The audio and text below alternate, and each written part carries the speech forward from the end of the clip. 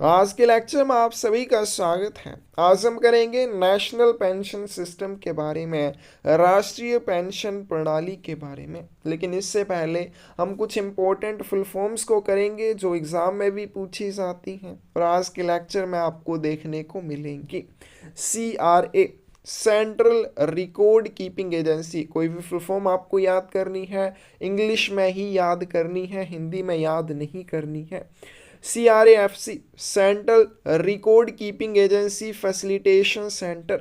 DSC, digital signature certificate. MIS, management information system.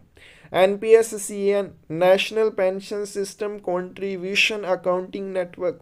NSDL, national securities depository limited. PFM, pension fund manager. PFRDA, बहुत important, pension fund regulatory and development authority. POP, point of presence. POPSP, point of presence service provider. PRAN, प्राण, permanent retirement account number. SCF, subscriber contribution file. TV trustee bank. CGMS, central grievance management system. NCIS, national pension system contribution instruction slip. PRN, provisional receipt number. प्राण क्या हो जाएगा? Permanent retirement account number. और PRN हो जाएगा provisional receipt number. ये full forms आप अभी अच्छे से पढ़ लीजिए, आगे आपके पास बार बार आती रहेंगी।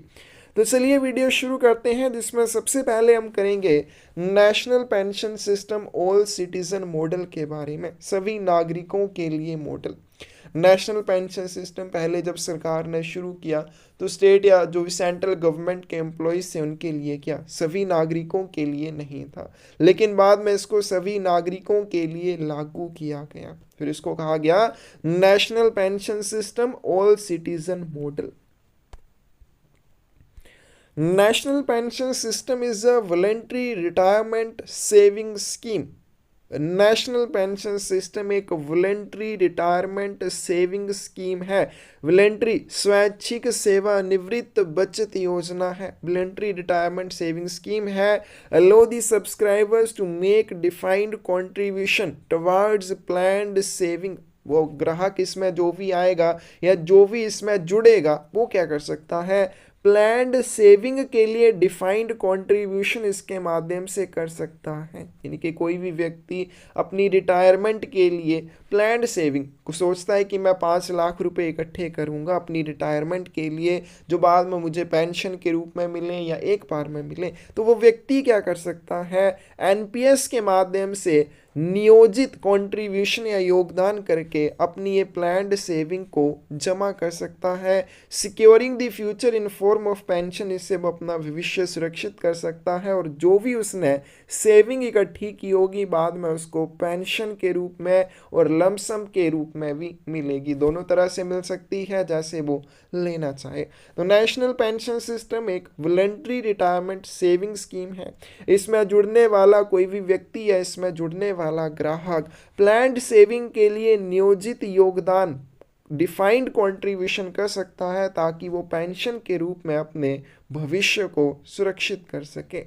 It is an attempt towards a sustainable solution to the problem of providing adequate retirement income to every citizen of India.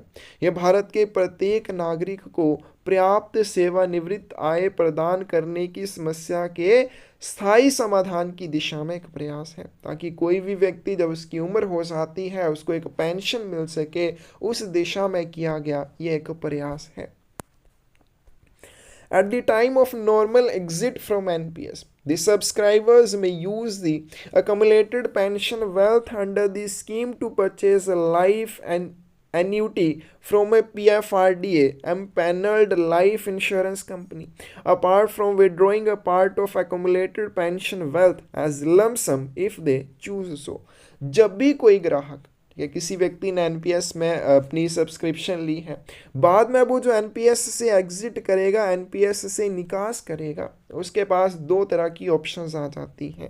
Option क्या रहती है? पहली ऑप्शन, जो भी उसकी टोटल पेंशन के रूप में राशि जमा हुई होगी, उसने कंट्रीब्यूशन जो किया, कंट्रीब्यूशन करने के बाद उसकी टोटल पेंशन वेल्थ जो बनेगी, टोटल संचित पेंशन धन जो बनेगा, उसमें से उसको पीएफआरडीए के द्वारा सूचीबद्ध किसी इंश्योरेंस कंपनी से लाइफ एन्युटी लेनी होगी।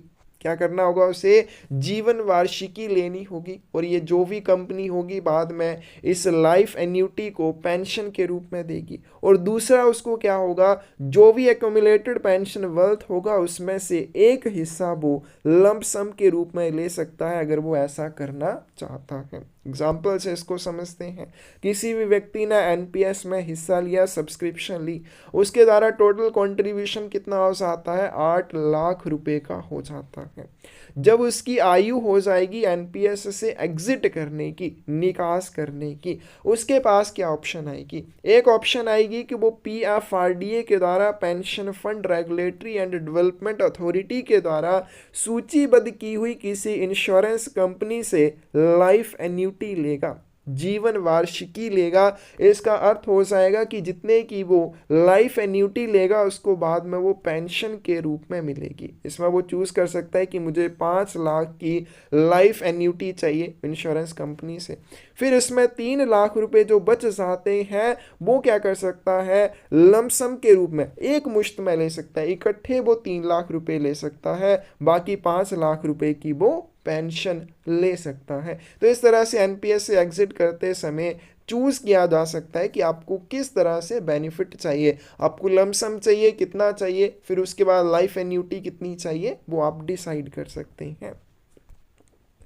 PFRDA is the nodal agency for implementation and monitoring of NPS। National pension system की इम्प्लीमेंटेशन, कार्यान्वयन या मॉनिटरिंग, निगरानी के लिए कौन सी नोडल एजेंसी है? PFRDA, pension fund regulatory and development authority, NPS के लिए कार्यान्वयन और निगरानी के रूप में नोडल एजेंसी है।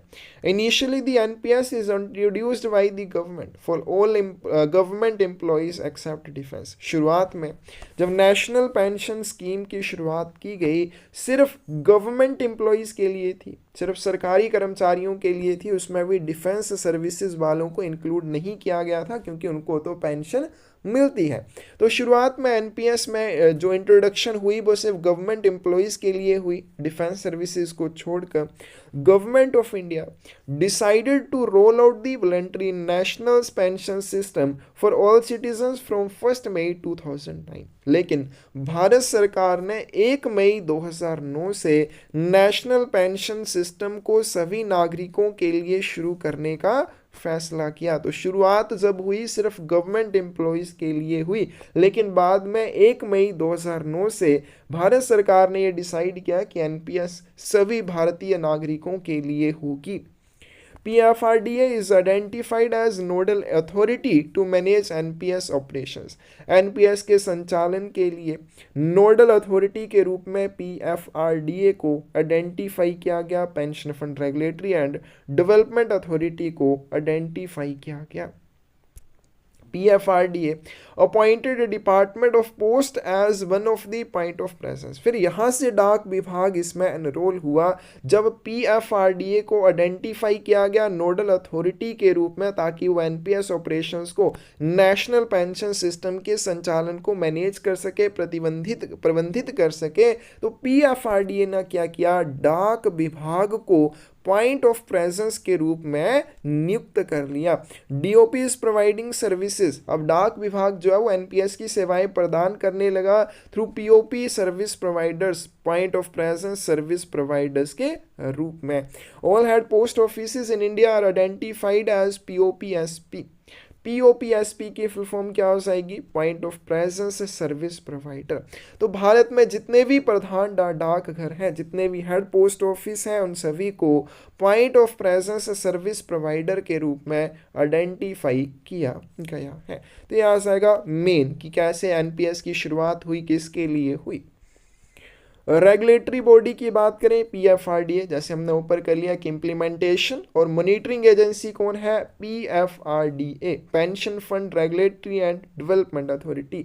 CRA, central record keeping agency कौन है, एनएसडीएल है, नेशनल सिक्योरिटीज डिपोजिटरी लिमिटेड। वे उसके बाद बात करें registered owner of all assets under NPS, NPS के तहत सभी एसेट्स का रजिस्टर्ड ओनर कौन रहेगा, NPS, national pension system trust रहेगा। Nodal office for NPS for postal employees, डाक विभाग के कर्मचारियों के लिए एनपीएस का नोडल ऑफिस कौन सा रहेगा, मैसूर हेड ऑफिस रहेगा। नेक्स्ट चलते हैं, who can open NPS account, NPS खाता किसके द्वारा खोला जा सकता है। A citizen of India whether resident or non resident subject to following conditions, कोई भी भारत का नागरिक एनपीएस अकाउंट ओपन कर सकता है। क्या भारत का कोई भी सिटीजन एनपीएस का अकाउंट ओपन कर सकता है, चाहे वो भारत का निवासी हो चाहे वो भारत का निवासी ना हो। रेजिडेंट मतलब वो भारत में रहता हो, नो रेजिडेंट मतलब भारत में नहीं रहता हो, लेकिन उसके पास अगर भारत की सिटीजनशिप है, भारत की नागरिकता है, तो वो एनपीएस का अकाउंट ओपन कर सकता है। Applicant should be between 18 to 70 years of age, आवेदनकर्ता की आयु 18 से 70 वर्ष के बीच में होनी चाहिए। मैंडेटरी फॉर ऑल सेंट्रल और स्टेट गवर्नमेंट एम्प्लॉयज, एनपीएस का अकाउंट सेंट्रल और स्टेट गवर्नमेंट एम्प्लॉयज के लिए मैंडेटरी रहेगा, अनिवार्य रहेगा, वेस्ट बंगाल, राजस्थान और छत्तीसगढ़ को छोड़कर।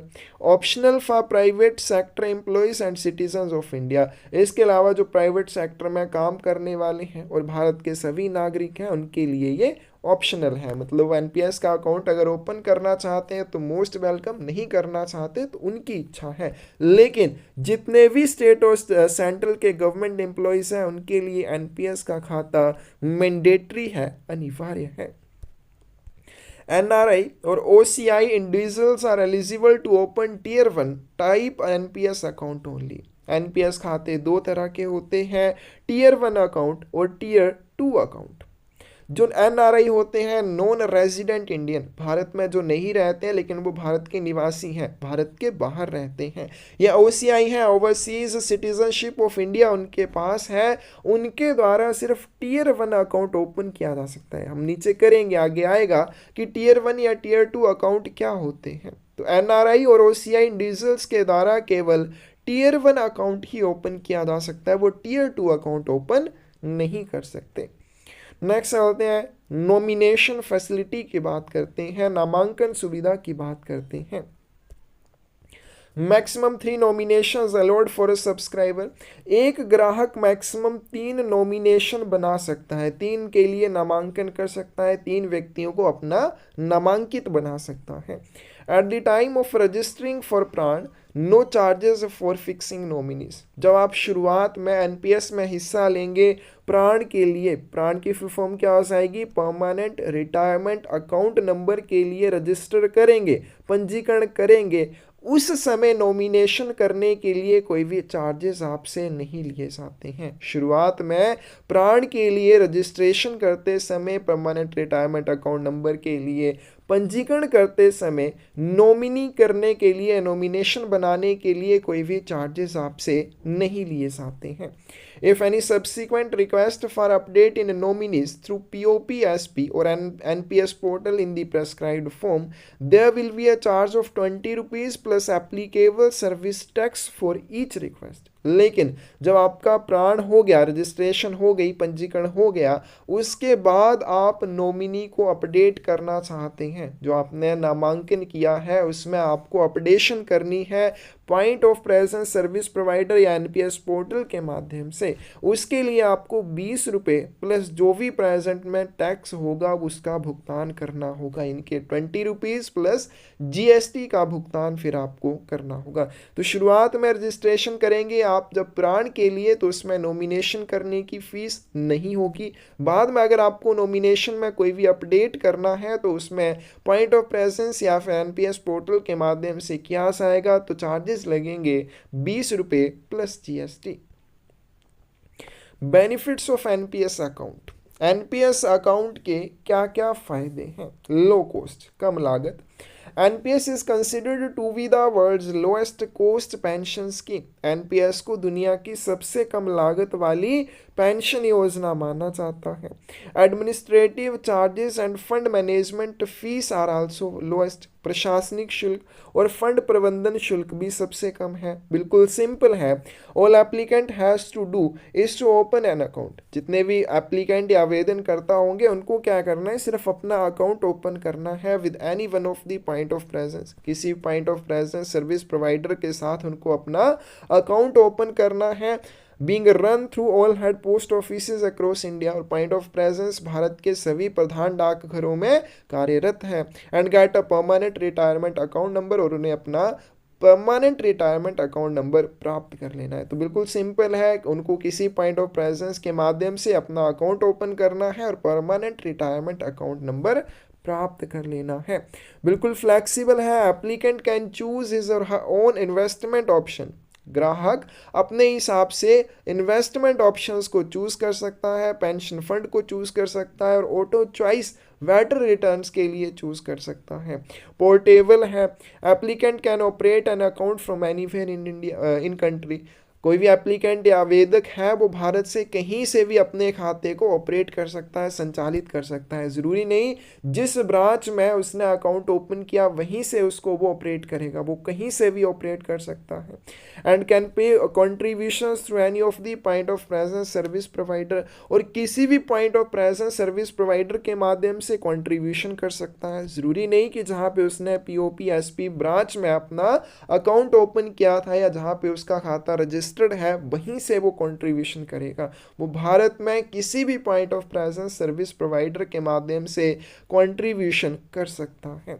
The account can be shifted to any other sector like government sector, corporate model in case the subscriber gets the employment. अब ग्राहक जो पहले मेरी तरह से अनएम्प्लॉय था, फिर उसके बाद उसको एम्प्लॉयमेंट मिल जाती है गवर्नमेंट सेक्टर या कॉर्पोरेट मॉडल सेक्टर में, तो उसको अपने अकाउंट को भी उसी में शिफ्ट कर सकता है। ठीक है, वो अपने गवर्नमेंट सेक्टर या कॉर्पोरेट मॉडल सेक्टर में भी अपने अकाउंट को शिफ्ट कर सकता है। ठीक है, जिसमें टैक्स बेनिफिट्स भी हैं। Individuals who are employed and contributing to NPS would enjoy tax benefits on their own contributions as well as their employers contribution as under. अब कुछ में क्या होता है, एनपीएस में सिर्फ जो एम्प्लॉय है वो खुद का कंट्रीब्यूशन करता है, कुछ में उसके एम्प्लॉयर भी उसके लिए कंट्रीब्यूशन करते हैं। जैसे हमारे लिए गवर्नमेंट कंट्रीब्यूट करती है, हमारे भी कुछ पैसे करते हैं, कुछ गवर्नमेंट की तरफ से आते हैं। तो इस तरह से दोनों के ऊपर टैक्स बेनिफिट मिलते हैं। एम्प्लॉयज़ ओन कंट्रीब्यूशन की बात करें, जो एम्प्लॉय खुद का कंट्रीब्यूशन करेगा उसके ऊपर उसको कैसे बेनिफिट मिलेंगे? Eligible for tax reduction up to 10% of salary. Basic plus DA under section 80 CCD1 within the overall ceiling of rupees 1.50 lakhs under section 80 CCE। धारा 80 CCD1 के तहत वेतन जो कि बेसिक प्लस डीए को मिला के बनेगा, उस वेतन के 10% तक कर कटौती के लिए धारा 80 CCA के तहत 1.50 लाख यानी कि 1.5 लाख रुपए की कुल सीमा के भीतर पात्रता रहेगी। अगर एम्प्लॉयर कंट्रीब्यूशन की बात करें, ये तो एम्प्लॉय ने खुद का कंट्रीब्यूशन किया, उसके लिए एम्प्लॉय के लिए उसके एम्प्लॉयर के द्वारा, उसके नियोक्ता के द्वारा जो कंट्रीब्यूशन किया जाएगा उसमें भी उसको टैक्स बेनिफिट मिलेंगे। The employee is eligible for tax deduction up to 10% of salary basic plus DA contributed to employer under contributed by employer under section 80 CCD2 over and above the limit of rupees 1.50 lakh provided under section 80 CCE। कर्मचारी धारा 80 CCD2 के तहत employer या नियोक्ता द्वारा जो योगदान किया जाएगा वेतन के लिए, उसके 10% तक कर कटौती के लिए पात्र होगा, जो धारा 80 CCE के तहत प्रदान की गई 1.50 लाख रुपए की सीमा से अधिक होगा। अगर कोई भी एम्प्लॉय सेल्फ एम्प्लॉय है, ठीक है, उसका खुद का रोजगार है, तो उसको कैसे टैक्स बेनिफिट मिलेंगे? Eligible for tax deduction up to 10% of gross income. जो भी उसकी टोटल इनकम होगी, सकल आय होगी, उसके ऊपर 10% डिडक्शन होगी under section 80 CCD1 with in overall ceiling of rupees 1.50 lakh under section 80 CCE। धारा 80 CCD1 के तहत सकल आय यानी कि जो उसकी ग्रोस इनकम होगी उसके ऊपर 10% तक कर कटौती के लिए पात्र रहेगा धारा 80 CCE के तहत 1.5 लाख रुपए की कुल सीमा के भीतर। Subscriber is allowed deduction in addition to the deduction allowed under section 80 CCD1 for additional contribution in his NPS account subject to maximum investment of rupees 50,000 under section 80 CCD 1B। ग्राहक को धारा 80 CCD 1 के तहत दी गई कटौती के अलावा NPS में अगर वो एक्स्ट्रा कंट्रीब्यूशन करता है, एडिशनल कंट्रीब्यूशन करता है, तो उसके लिए अधिकतम 50,000 रुपये के निवेश की शर्त पर कटौती की अनुमति रहेगी। नेक्स्ट चलते हैं टाइप्स ऑफ अकाउंट। जैसे हमने ऊपर भी किया, एनपीएस खाते दो तरह के होते हैं, टियर 1 अकाउंट और टियर 2 अकाउंट। दोनों में क्या फ़र्क होता है? टियर 1 अकाउंट की बात करें, the applicant shall contribute his or her saving for retirement into this condition. Tier 1 खाते में एप्लीकेंट या आवेदक अपनी रिटायरमेंट के लिए कंट्रीब्यूट करता है। एंड रिस्ट्रिक्टेड विड्रॉल अकाउंट, और ये एक रिस्ट्रिक्टेड विड्रॉल अकाउंट है, यानी कि इसमें जो भी आप कंट्रीब्यूशन करेंगे वो जब मर्जी निकालना आपके हाथ में नहीं होगा।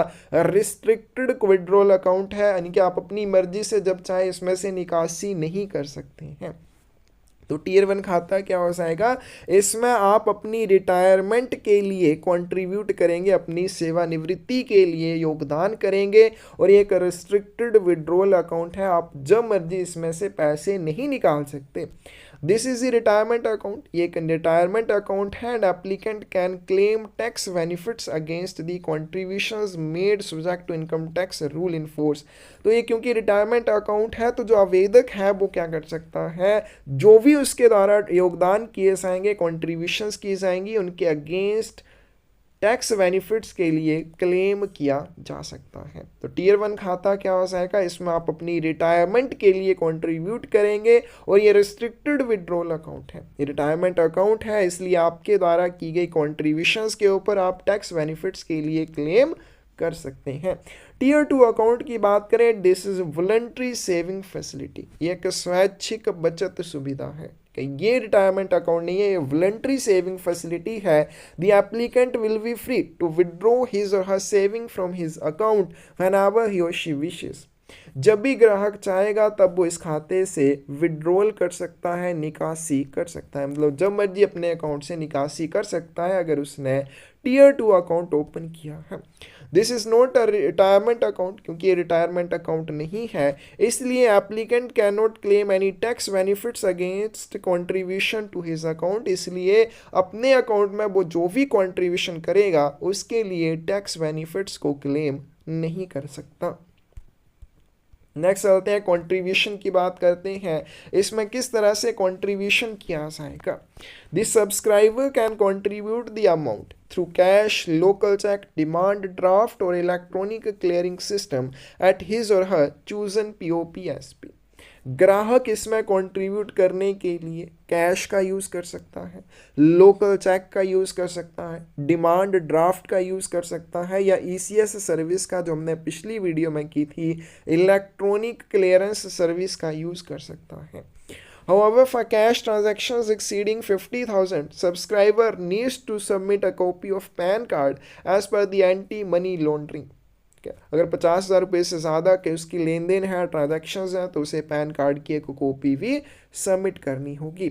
Also no outstation cheque shall be accepted. Contribute करने के लिए लोकल चेक का यूज़ किया जाएगा, आउटस्टेशन चेक यूज़ नहीं किए जाएंगे, इनको एक्सेप्ट नहीं किया जाता है। बहुत important, minimum contribution for tier 1 account. अगर आप टियर 1 अकाउंट ओपन करते हैं तो मिनिमम कंट्रीब्यूशन क्या रहेगा? Minimum contribution at the time of account opening and for all subsequent transactions is 500 rupees. NPS में टियर 1 अकाउंट जब ओपन किया जाएगा, कम से कम अकाउंट ओपन आपका 500 रुपये की राशि के साथ होगा, और अकाउंट ओपन करने के बाद जो भी आप इसमें डिपॉजिट करेंगे वो डिपॉजिट करने की भी मिनिमम लिमिट 500 रुपीज़ रहेगी। इनके अकाउंट मिनिमम 500 रुपये से ओपन होगा, बाद में जो आप जमा करेंगे वो भी न्यूनतम 500 रुपये होना चाहिए, उससे ज़्यादा हो सकता है, कम नहीं होगा।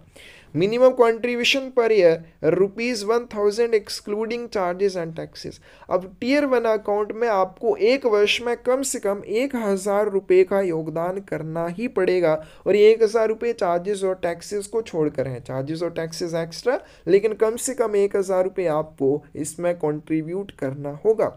Minimum number of contribution in year, एक वर्ष में कम से कम आपको एक बार इसमें योगदान या कॉन्ट्रीब्यूशन करना ही पड़ेगा। Charges and penalty for not compliance of mandatory minimum contribution, जो मिनिमम कंट्रीब्यूशन बताया गया है कि 1000 रुपये का आपको करना पड़ेगा, उतना आप नहीं करते हैं तो फिर क्या शुल्क या जुर्माना आपको देना होगा। If the subscriber contributes less than ₹1000 in year, अगर कोई भी ग्राहक एक वर्ष में कम से कम 1000 रुपये भी जमा नहीं करता है, his or her account would be frozen, तो उसका खाता फ्रोज कर दिया जाएगा। And facilities provided by CRA such as online view of account etc will be restricted। CRA क्या हो जाएगा? Central record keeping agency. तो अगर कोई भी ग्राहक एक वर्ष में न्यूनतम 1000 रुपये का योगदान नहीं करता है तो उसका खाता फ्रोज कर दिया जाएगा। और CRA के द्वारा दी जाने वाली फैसिलिटीज़, जैसे कि अपने खाते को ऑनलाइन देखना, इस तरह की जो भी फैसिलिटीज़ आपको सेंट्रल रिकॉर्ड कीपिंग एजेंसी के द्वारा प्रोवाइड की जाती हैं, उनको भी प्रतिबंधित कर दिया जाएगा, रिस्ट्रिक्ट कर दिया जाएगा। In order to reactivate the account, the subscriber would have to pay the minimum contributions of 500 rupees। फिर उसके बाद अगर इस तरह से खाता फ्रोज हो जाता है, उसको रिएक्टिवेट करने के लिए ग्राहक को न्यूनतम 500 रुपये की कंट्रीब्यूशन करनी होगी। A frozen account shall be closed when the account value falls to 0। अगर किसी अकाउंट की वैल्यू 0 हो जाती है तो फ्रीज हुआ खाता बंद कर दिया जाएगा। नेक्स्ट चलते हैं minimum contribution for tier 2 account. Tier 2 account क्या है? वॉलंटरी सेविंग्स की फैसिलिटी है, सेविंग स्कीम है। तो इसमें हम बात करें न्यूनतम योगदान की।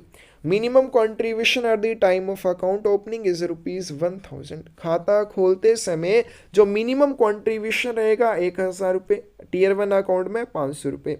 And for all subsequent transactions minimum amount पर कंट्रीब्यूशन ऑफ ₹250। और पहली बार जब खाता खोलेंगे 1000 रुपये से खुलेगा, बाद में आप इसमें जो भी योगदान करेंगे वो न्यूनतम 250 रुपये का होगा। और NPS का जो टीयर 1 अकाउंट है उसमें खाता 500 रुपये से खुलेगा। नेक्स्ट सब्सिक्वेंट जो भी आपकी ट्रांजैक्शंस रहेंगी वो भी न्यूनतम 500 रुपये की होनी चाहिए। There is no minimum contribution requirement for the financial year. इसमें वित्तीय वर्ष के लिए कोई भी मिनिमम कंट्रीब्यूशन नहीं है, जैसे टीयर 1 अकाउंट में 500 रुपीज़ है, और ना ही इसमें आपको मैक्सिमम कंट्रीब्यूशन की कोई आवश्यकता होती है। नेक्स्ट चलते हैं how to open NPS account. NPS खाता कैसे खोलना चाहेगा? Procedure permanent retirement account number application form. सबसे पहले आपको अपना permanent retirement account number application form प्राप्त करना है। वो कैसे आप प्राप्त करेंगे? As a subscriber between the age of brackets of 18 to 70 years of age, you can pursue your PRAN application form from any of the point of presence service providers you wish to register with। अगर आपकी आयु 18 से 70 वर्ष के बीच है तो आप क्या कर सकते हैं? किसी भी point of presence service provider से अपना प्राण यानी कि परमानेंट रिटायरमेंट अकाउंट नंबर प्राप्त कर सकते हैं। ठीक है, उसका आवेदन आप प्राप्त कर सकते हैं। सीधा आपको परमानेंट रिटायरमेंट अकाउंट नंबर नहीं मिलेगा। अगर आपकी आयु 18 से 70 वर्ष है, इसको यहाँ पे ठीक कर लेना, अगर आपकी आयु 18 से 70 वर्ष के बीच में है तो आप किसी भी point of presence service provider के माध्यम से प्राण एप्लीकेशन को परमानेंट रिटायरमेंट अकाउंट नंबर आवेदन पत्र को प्राप्त कर सकते हैं। उसके बाद you have to ensure that your PRAN application form is filled up. फिर उसके बाद ये जो प्राण एप्लीकेशन आप प्राप्त करेंगे किसी भी point of presence service provider से, उस PRAN एप्लीकेशन फॉर्म को आपने भरना है। उसमें फोटोग्राफ लगनी है, सिग्नेचर होने हैं, मैंडेटरी जो भी डिटेल्स चाहिए वो भरनी है, स्कीम रेफरेंस डिटेल भरनी है, और साथ में आपको KYC डॉक्यूमेंटेशन भी सबमिट करनी है और प्रूफ ऑफ एड्रेस भी सबमिट करना है। तो अगर आपको सबसे पहले क्या चाहिए, PRAN एप्लीकेशन फॉर्म चाहिए, जो आप किसी भी point of presence service provider से प्राप्त कर सकते हैं, जहां पे भी आप अपने खाते के लिए खुद को पंजीकृत करना चाहते हैं। उसके बाद प्राण एप्लीकेशन फॉर्म को आपके द्वारा भरा जाएगा। Submit PRAN application form to your nearest point of presence service provider POP SP। अपने निकटतम point of presence service provider के पास प्राण आवेदन पत्र फिर आपको जमा करना है। पहले आपने क्या किया, अपना प्राण एप्लीकेशन फॉर्म प्राप्त किया, उसको अच्छे से भरा, उसके साथ जो भी डॉक्यूमेंट लगने हैं वो लगाए। उसके बाद आपको अपना प्राण एप्लीकेशन फॉर्म अपने नज़दीकी point of presence service provider में सबमिट कर देना है। You can go to your nearest point of presence service provider and submit the PRAN application along with the KYC document. तो आप अपने नज़दीकी POP SP पर जाएंगे और वहाँ पे अपने KYC दस्तावेजों के साथ प्राण आवेदन को जमा कर देंगे। PRAN card will be sent to your correspondence address by CRA। फिर जैसे आपने अपना आवेदन भेज दिया, फिर आपका एक प्राण कार्ड बनेगा, permanent retirement account number card बनेगा, जो कि आपके एड्रेस पर भेजा जाएगा। कि कैसे भेजा जाएगा, CRA के द्वारा, सेंट्रल रिकॉर्ड कीपिंग एजेंसी के द्वारा भेजा जाएगा। प्राण इज यूनिक 12 डिजिट नंबर। प्राण जो है 12 डिजिट का एक यूनिक नंबर होता है, which is issued by CRA NSTL, जिसको कौन इशू करता है, central record keeping agency national securities depository limited के द्वारा जारी किया जाता है। Subscribers can get e-प्राण at online by entering of 17 digit प्राण एक्नोलेजमेंट। प्राण एक्नोलेजमेंट एक 17 डिजिट का नंबर होता है। उस 17 डिजिट नंबर के माध्यम से सब्सक्राइबर अपना ई-प्राण यानी कि ऑनलाइन भी प्राण कार्ड प्राप्त कर सकते हैं। ट्रैक योर प्राण एप्लीकेशन, आपने अपना प्राण आवेदन दे दिया, फिर आप उसको अगर ट्रैक करना चाहते हैं तो कर सकते हैं। जब आप क्या करेंगे, eight the time of submission of प्राण एप्लीकेशन, PRAN एप्लीकेशन को जब सबमिट किया जाएगा point of presence service provider में, तो वो point of presence service provider आपको एक रिसिप्ट नंबर देगा। उस रिसिप्ट नंबर के माध्यम से इस लिंक का यूज़ करके आप अपने प्राण एप्लीकेशन को ट्रैक कर सकते हैं। Submit your first contribution slip, आपको अपनी पहली योगदान पर्ची जमा करनी होगी। You are required to make your first contribution minimum of 500 rupees at the time of applying for registering to any point of presence service provider. जब भी आप point of presence service provider में जाकर रजिस्ट्रेशन करेंगे, पंजीकरण करेंगे, तो आपको अपना पहला कॉन्ट्रीब्यूशन देना होगा, जो कम से कम 500 रुपये का रहेगा। For this you will have to submit NCIS। NCIS क्या हो जाएगा, national pension system contribution instruction slip mentioning the detail of payment made towards your PRAN account. इसके लिए आपको अपने प्राण खाते में किए गए भुगतान का विवरण देते हुए NCIS जमा करनी होगी, निर्देश पर्ची जमा करनी होगी। NRI should have an account with the bank based in India to open an account under NPS। अगर कोई भी नॉन रेजिडेंट इंडियन है, वो NPS के तहत अपना अकाउंट ओपन करना चाहता है, तो उसका भारत में किसी बैंक में एक खाता होना चाहिए और उसके पास एक लोकल एड्रेस भी होना चाहिए। The contributions made by NRI would be subject to regulatory requirements as prescribed by RBI from time to time and FEMA requirements।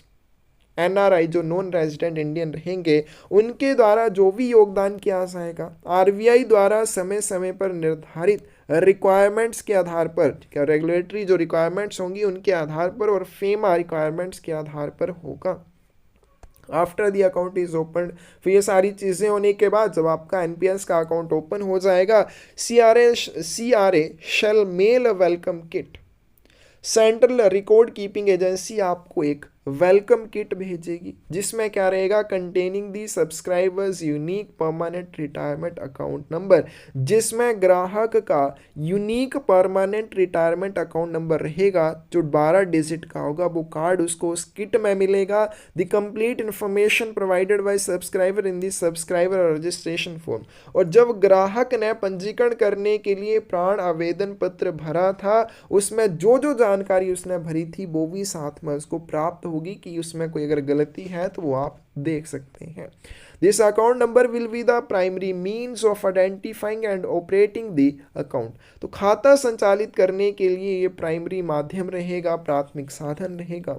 Applicant will also receive a telephone password. इसके अलावा जो applicant है उसको एक telephone password भी मिलेगा, TPIN मिलेगा, जिसका यूज वो कहाँ पे कर सकता है, to access an account on call centre. Call centre में अगर अपना अकाउंट वो एक्सेस करना चाहता है, ठीक है, अपने अकाउंट तक पहुंचने के लिए वो कॉल सेंटर का यूज़ करना चाहता है, तो उसको एक टेलीफोन पासवर्ड भी दिया जाएगा। कॉल सेंटर नंबर भी आपको याद रखना है 1800-222-080। एप्लीकेंट विल आल्सो भी प्रोवाइडेड एन इंटरनेट पासवर्ड। उसके बाद उसको IP भी दिया जाएगा, इंटरनेट पासवर्ड भी दिया जाएगा, ताकि वो CRA वेबसाइट के माध्यम से अपने अकाउंट तक पहुंच बना सके। ये आपने वेबसाइट याद रखनी है, www.npscra.nsdl.co.in। नेक्स्ट चलते हैं, विड्रॉल और एग्जिट इंपॉर्टेंट है। निकासी और निकास, आप NPS खाते से विड्रॉल कैसे कर सकते हैं, निकासी कैसे कर सकते हैं, और इसमें से निकास एग्जिट कब करेंगे।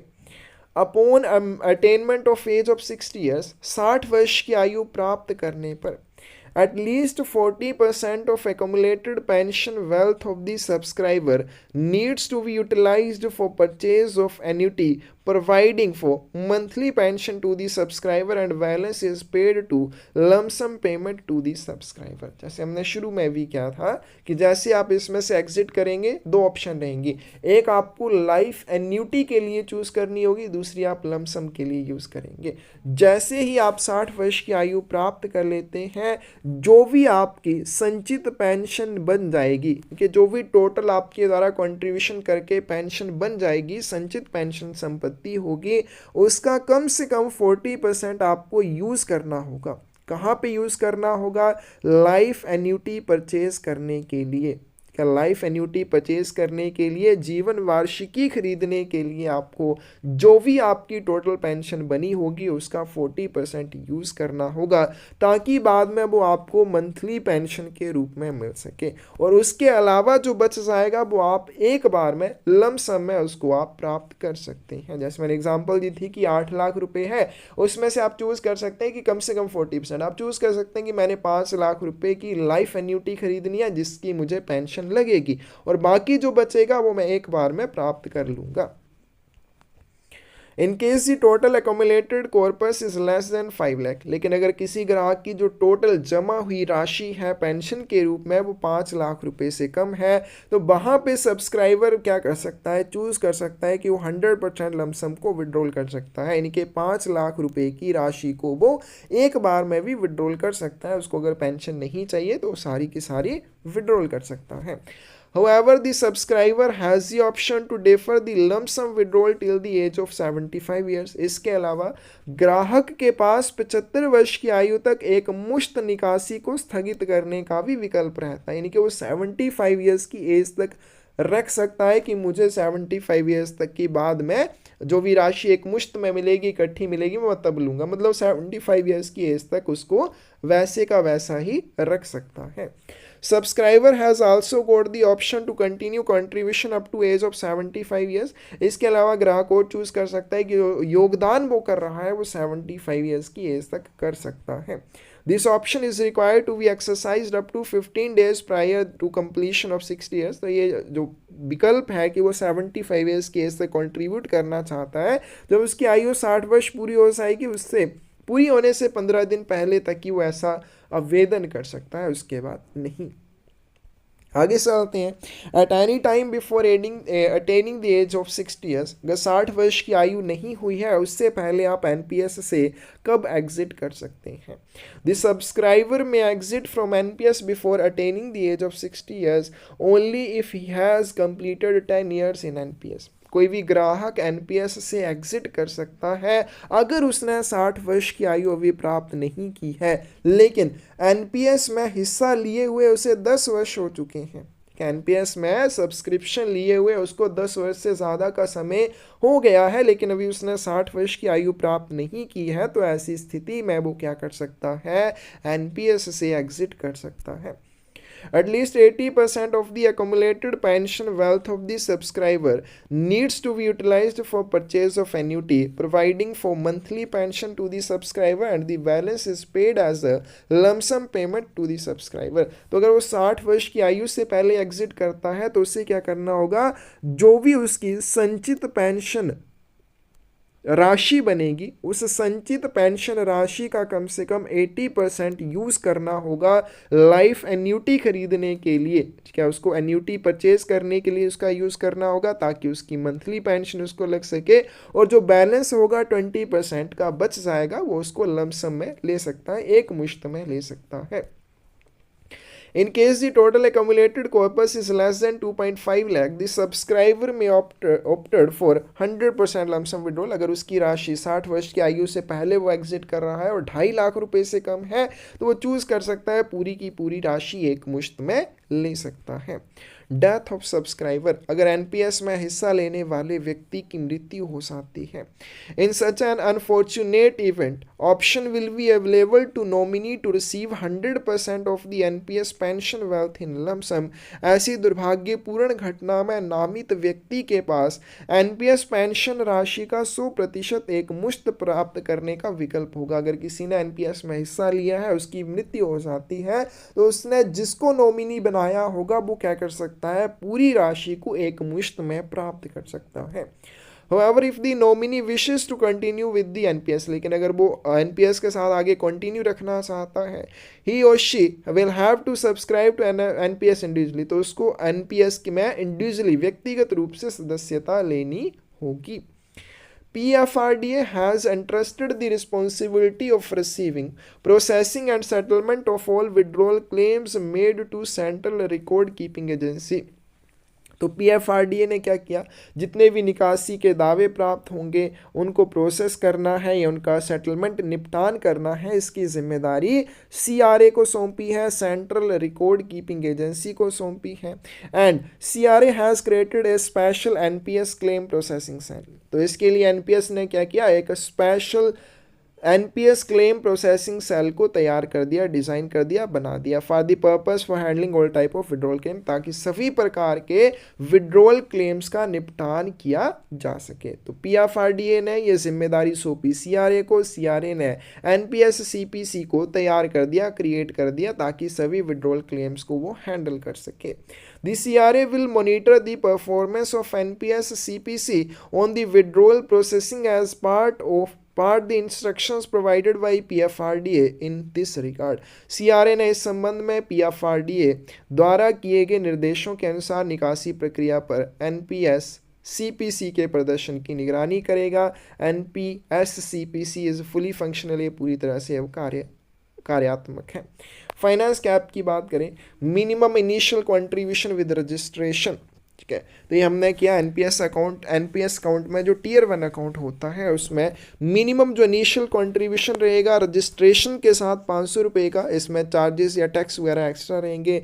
मिनिमम सब्सिक्वेंट कंट्रीब्यूशन की बात करें तो वो कितना रहेगा, 500 रुपये का एक्स्ट्रा रहेगा। मतलब कि जैसे आपने शुरुआत में अकाउंट ओपन किया एनपीएस टियर 1 500 रुपये के साथ, बाद में जो आप उसमें कंट्रीब्यूशन करेंगे वो भी न्यूनतम 500 रुपये का होना चाहिए या उससे ज़्यादा होगा, कम नहीं होगा। मैक्सिमम कंट्रीब्यूशन की बात करें, नो लिमिट, इसमें मैक्सिमम आप जितने चाहे कंट्रीब्यूशन करें, कोई भी उसमें लिमिट नहीं है, लेकिन कम से कम आपको एक कंट्रीब्यूशन करनी होगी। Minimum contribution in financial year अगर हम बात करें टियर 2 अकाउंट की तो एक, कम से कम एक करना होगा। और मिनिमम कंट्रीब्यूशन नहीं एक नहीं करना होगा, यहाँ पे क्या आएगा कि minimum contribution in a financial year, एक वित्तीय वर्ष में कम से कम आपकी 1000 रुपये की कंट्रीब्यूशन होनी चाहिए और एक वर्ष में, एक फाइनेंशियल ईयर में कम से कम आपको एक ट्रांजैक्शन इसमें ज़रूर करनी है। ट्रांजैक्शन चार्जेस की बात करें, रजिस्ट्रेशन चार्जेस 200 रुपीज़ है एक्सक्लूडिंग टैक्स, कंट्रीब्यूशन चार्जेस 30 रुपये एक्सक्लूडिंग टैक्स है, और सर्विस चार्जेस 30 रुपये है। ऑल टाइप्स ऑफ विड्रॉल, अगर विड्रॉल करनी है तो इसमें 125 रुपये चार्जेस हैं। तो ये आ जाएगा एनपीएस के बारे में बहुत सारी इंपॉर्टेंट चीज़ें हैं जो आपको पता होनी चाहिए। लास्ट में हम करेंगे थोड़ा सा म्यूचुअल फंड्स के बारे में, पोस्ट ऑफिस में सिर्फ एक ही तरह के म्यूचुअल फंड है, वो यूटीआई म्यूचुअल फंड है, United trust of India mutual fund है, जो कि पोस्ट ऑफिस के माध्यम से रिटेल किए जाते हैं। कैसे किए जाते हैं? वर्तमान में यूटीआई म्यूचुअल फंड की चुनिंदा योजनाएं ही NISM EUIN प्रमाणित कर्मचारियों के माध्यम से देश भर के नामित डाकघरों के माध्यम से बेची जाते हैं। ध्यान रखना, म्यूचुअल फंड कौन से अवेलेबल है? यूटीआई म्यूचुअल फंड, और पोस्ट ऑफिस में NISM या EUIN सर्टिफाइड स्टाफ के माध्यम से इनको रिटेल किया जाता है। तो आज की वीडियो में हमने इतना ही करना है। नेशनल पेंशन सिस्टम और म्यूचुअल फंड बहुत इंपॉर्टेंट दोनों ही टॉपिक हैं। कोई डाउट हो कमेंट सेक्शन में आप पूछ सकते हैं। बाकी अगर आपको किसी भी एग्ज़ाम के रिलेटेड बुक चाहिए तो डिस्क्रिप्शन में साइट का लिंक मिल जाएगा, वहाँ से जाकर आप ले सकते हैं। धन्यवाद।